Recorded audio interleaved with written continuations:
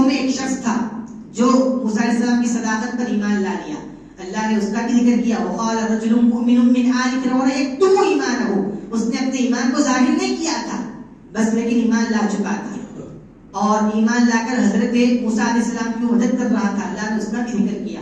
اب آپ سوچو کتنا پسند ہے اللہ تعالیٰ کو ایمان والے, کتنے محبوب ہے. فرعون کا جو لشکر تھا اس کی تعداد جو ہے 16 لاکھ تھی. 16 لاکھ. موسیٰ علیہ السلام کے جو بنی اسرائیل تھے ان کی تعداد 6 لاکھ تھی. اتنے پوروں میں اللہ نے کسی کو ظاہر کر کے بیان کیا تو وہ ایمان والا ہے. اللہ نے اس کو نام لے کر کہا وقال رجل مؤمن من آل فرعون یکتم ایمانہ. فرعون کی یہ قوم میں سے تھا لیکن ہم اس کو اس لیے ذکر کر رہے ہیں, اس لیے تمہارے سامنے بتا رہے ہیں وہ ہم پر ایمان لانے والا تھا.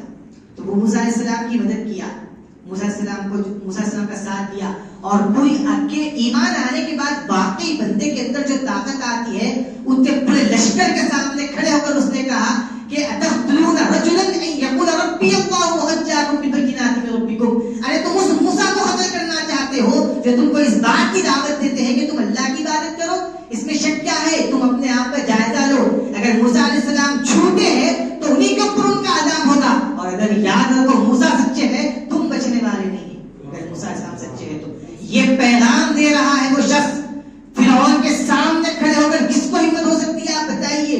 وہ طاقت آئی کہاں سے کہ اتنا جو ہے بول رہا ہے؟ وہ ایمان کی طاقت تھی.